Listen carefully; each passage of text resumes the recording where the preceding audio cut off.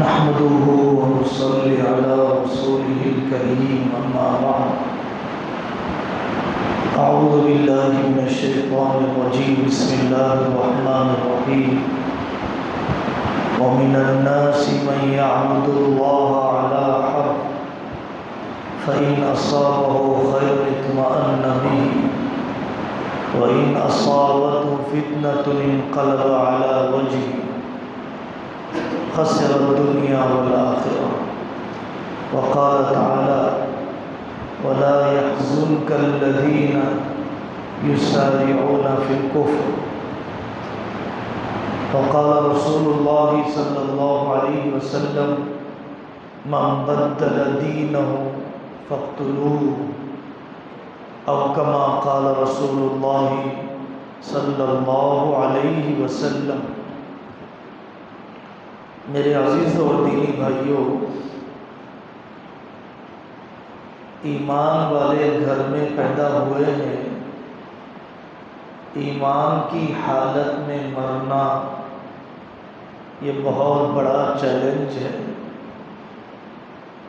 حضرت رسول اللہ صلی اللہ علیہ وسلم کی دعاؤں میں اللہم انی اسألک ایمانا لا یرتد ونعیما لا یزول، اے اللہ ایسا ایمان دیجئے جو ارتداد سے کبھی نہ بدلے۔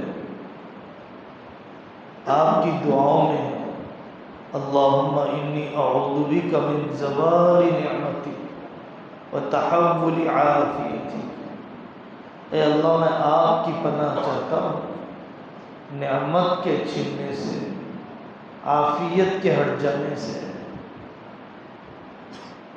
انبیاء علیہ السلام کو اپنے بارے میں، اپنی اولاد کے بارے میں ڈر رہا کہ ایمان نہ چھن جائے۔ صحابہ تابعین کو دھڑکا لگا رہتا، خطرہ لگا رہتا،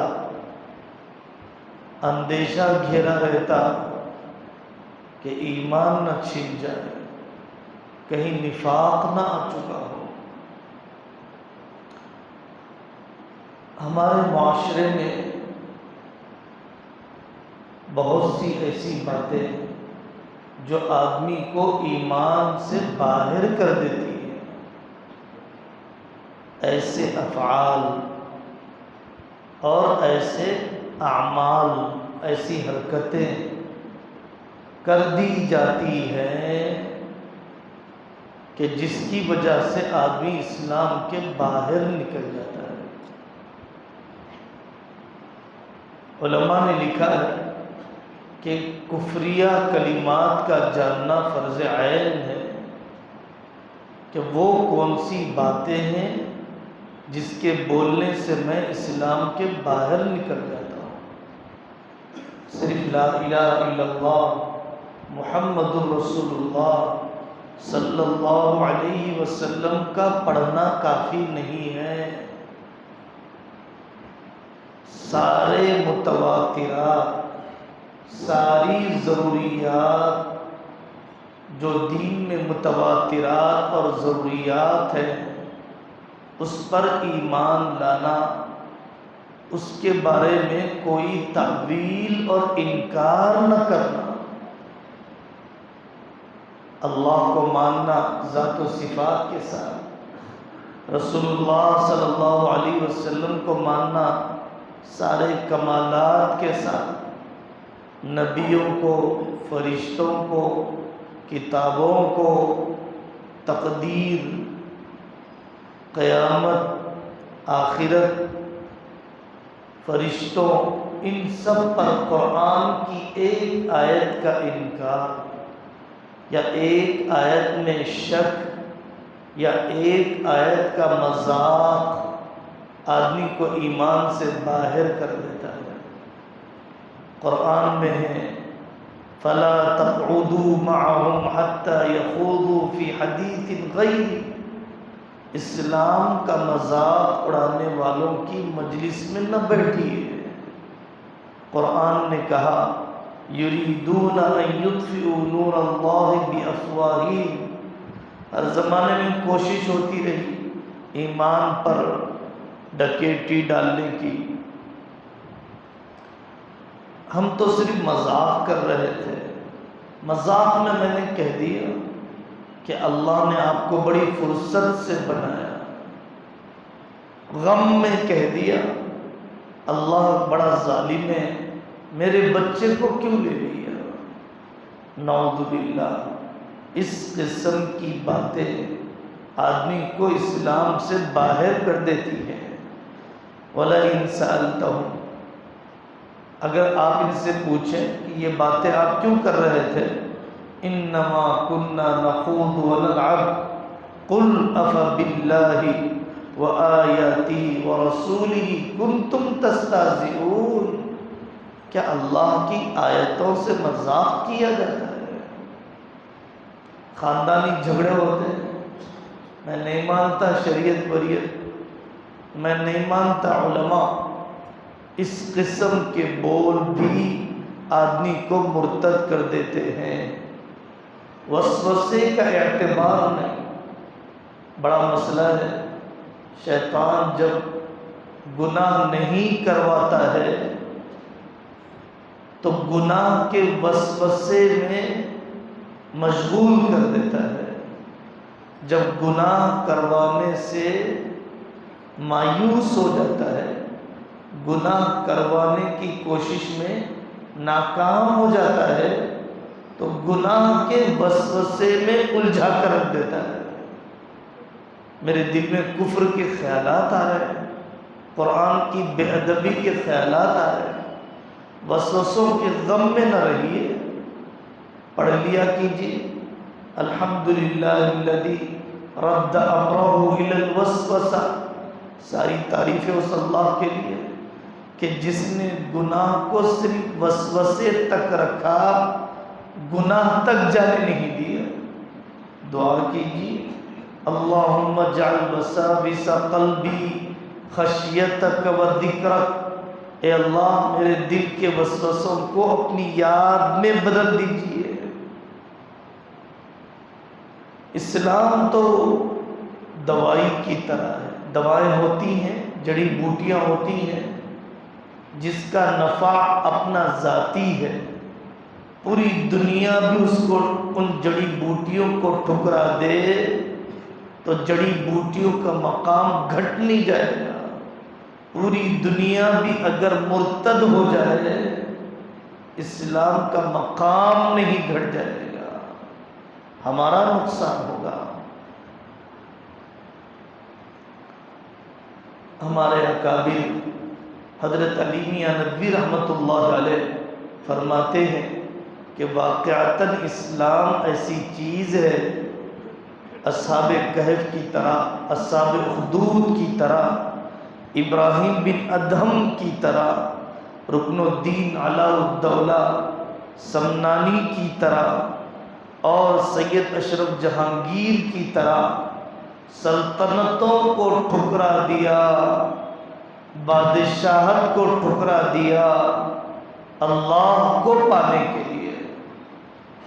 حضرت علی میاں فرماتے ہیں انہوں نے جدہ میں رہنے والوں سے، یورپ میں رہنے والوں سے فرمایا تھا اگر آپ کو یہ اندازہ ہو کہ میری اولاد کا ایمان اس ملک میں نہیں بچے گا، میں فتویٰ دیتا ہوں ابھی نکل جائیے، پیدل نکل جائیے اس ملک سے، آسمان سونا برسانے لگ جائے، زمین سونا اگلنے لگ جائے، تب بھی ایمان ایسی چیز ہے کہ جس کے بارے میں مصالحت نہیں کی جا سکتی ہے۔ حضرت فرماتے تھے کہ اگر آدمی کو یہ اندازہ ہو کہ میری اولاد کے لیے آئندہ زندگی میں اسلام مقدر نہیں ہے تو آدمی کو دعا کر لینی چاہیے، اے اللہ اس کو عافیت سے آج ہی اٹھا لے تو بہتر ہے، کفر پر تو نہ مرے میری اولاد، کفر پر تو میری اولاد نہ مرے، اتنے ہم بے حس ہو گئے۔ حدیث کا انکار، فقہ کا انکار، آیتوں کا انکار، شریعت کے احکام کا انکار، کسی کا شکیلی بن جانا، کسی کا قادیانی بن جانا، دل پر ذرا سی کسک نہیں آتی ہے۔ مخلوط تعلیم، مخلوط ملازمت، مخلوط معاشرہ، نیا تعلیمی نظام اور یورپین ملکوں کی شہریت، یورپین ملکوں کی شہریت، سٹیزن شپ کے دروازے جو کھولے گئے، آپ کی غربت پر رحم کھا کے نہیں، آپ کے مظلوم ہونے پر رحم کھا کے نہیں، آپ کی اولاد اور ان کی نسل کو عیسائی بنانے کے لیے کینیڈا اور آسٹریلیا اور یو ایس کی شہریت کے دروازے کھولے گئے۔ قرضوں کا بوجھ، عیسائیوں نے قرضہ دیا، عیسائی بنا لیا۔ عیسائی مشنریز جنگ زدہ ممالک میں امداد کے نام پر پہنچ جاتے ہیں، عیسائی بنا لیا جاتا ہے۔ کم علمی کی وجہ سے ارتداد کو قبول کر لیا جاتا ہے۔ سیاسی زوال، میڈیا سے زیادہ جڑے رہنے کی وجہ سے مرعوبیت ذہن و دماغ پر سوار ہو جاتی ہے۔ نکاح میں تاخیر، اعلیٰ تعلیم کی ہوس، بوڑھی ہو جائے میری بیٹی ڈاکٹر بننا ہے، عمر ڈھل جائے MBA کروانا ہے، اچھے رشتے ٹھکرانا پڑے، PhD تو کروانی ہے۔ اور اتنے بے شرم ہو گئے لوگ، تنے تنہا لڑکیوں کو کینیڈا بھیجنا تاکہ اس کے طفیل میں ہمیں سٹیزن شپ کی بھیک مل جائے، بیوی کے طفیل میں مرد کے رہنے کا انتظام ہو جائے۔ اب تک صرف جہیز سے پل رہے تھے، جوڑے کی رقم پر جی رہے تھے، اب بیوی کے راستے سے ملنے والی شہریت پر مرنا بھی چاہتے ہیں۔ اتنی غیرت بھی کسی زمانے میں شاید نکلی ہوگی مردوں کے دل و دماغ سے۔ بے پردگی، ہم جنس پرستی، اوپن ریلیشن شپ اور می ٹو، عورت راج اور ناجائز تعلقات، بے حیائی کا دن، ویلنٹائن ڈے اور اس کے کلچر کا فروغ، فلمی دنیا کے اثرات، یہود و نصارہ سے دوستی، خواہشات کی پرستش، یہ وہ چیزیں ہیں جو ہر زمانے میں آدمی کو ارتداد کی طرف لے جاتی ہے۔ تو میرے عزیزو، علماء سے جڑنا چاہیے، قرآن سے جڑنا چاہیے، مسجد سے جڑنا چاہیے، قناعت پر آنا چاہیے، شریعت کے تابع بننا چاہیے، علم حاصل کرنا چاہیے، دعا کا اہتمام کرنا چاہیے۔ ربنا لا تزغ قلوبنا بعد اذ ہدیتنا، اے اللہ ہدایت کے بعد گمراہ نہ کیجیے۔ ابتدائی دن ہے، دیکھتے دیکھتے آخری دن بھی آ جائیں گے، نہ جانے زندگی کے کتنے رمضان گزر گئے۔ عبادت کو عادت نہ بنائیے، عبادت کو عادت نہ بنائیے، قدر کر لیجیے۔ صحت کے زمانے میں، امن کے زمانے میں تراویح کے پانے کو، روزے کے پانے کو تربیت والا روزہ بنائیے، تفریح والا روزہ نہ بنائیے، وقت گزاری والا روزہ مت بنائیے، سونے اور کھانے کو بڑھانے والا روزہ نہ بنائیے، تربیت والا روزہ۔ زندگی کے 30 رمضان گزر گئے، 40 رمضان گزر گئے، ایک فرض پر تو استقامت مل جائے۔ بیڑی پیتے پیتے عادت، سگریٹ پیتے پیتے عادت ہو گئی، تلاوت کی عادت کیوں نہ ہوئی؟ 30 رمضان میں تلاوت کی عادت، 30 رمضان میں فجر کی عادت، پانی کا قطرہ روزے کی حالت میں وضو کرتے ہوئے نہ چلا جائے، غم ہے بہن کی میراث کے ہاتھی کھا گیا، غم نہیں ہے۔ تربیت والا روزہ الگ ہوتا ہے۔ قرآن تراویح میں سنا، جس قرآن نے عمر کو صحابی بنا دیا، فضیل بن عیاض کو ولی بنا دیا، میرا دل کون سا بڑا پتھر ہے جو مجھے نمازی نہ بنا سکا، مومن بنا نہ سکا۔ قرآن تو وہی ہے جو حضرت عمر کے زمانے میں تھا، دل بدل گئے۔ تراویح انقلابی قسم کی، زکوٰۃ کے مسائل علماء سے پوچھنا، بچنے کے لیے نہیں، دینے کے لیے۔ دینے والا ہی آزمانا چاہتا ہے، دینے والا ہی آزمانا چاہتا ہے۔ آدمی دینے کے ارادے سے ہے، دینے والا ہی دینے والے کو بھیجا ہے۔ قبول کروانے کا جذبہ، چھپا کر دینے، دریافت کرنے، تفقد کرنے، خود مدرسے میں پہنچنے، خود مستحق تک پہنچنے کی کوشش کی جاتی ہے جب اپنی زکوٰۃ کو اللہ کے یہاں قبول کروانا ہوتا ہے۔ اللہ تعالیٰ بچے کچے ایام کی صحیح قدر کرنے کی توفیق عطا فرمائے، ہماری مغفرت کا فیصلہ فرمائے۔ اللہ تعالیٰ ہم سب کو تربیت والے اعمال عطا فرمائے۔ وآخر دعوانا ان الحمد للہ رب العالمین۔